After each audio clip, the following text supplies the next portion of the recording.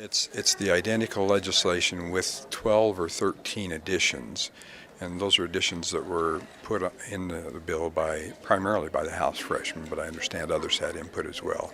And they were wanting to put some controls in the legislation, and they wanted to add some more committee members, so they've added 3 members of the legislature, a member of the House, a member of the Senate from the majority party, and also a member of the minority party.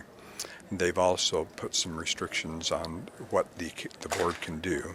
One of the things that the provisions they put in the bill that I think is a great idea is that if the courts declare any part of the Patient Protection Affordable Care Act unconstitutional, and that gives us an out on any part of the state exchange, that immediately that will happen rather than us having to take some sort of action to make that happen.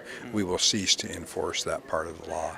Because I want to emphasize, I think all of the Republicans and maybe most of the Democrats, I shouldn't speak for them, but we don't like the Patient Protection Affordable Care Act. We don't want an exchange under federal guidelines.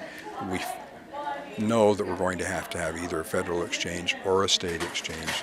We think that of 2 bad options, the state exchange does the least harm because we do maintain a little bit of control. And so we think that's the right thing to do, but we are going to have one or the other. So to sum it up, I guess I would say I think that the additions to the bill are positive and does put a little bit more control on what the board could do with the exchange. So I think the vote in the Senate will be similar to what it was last time, Frank.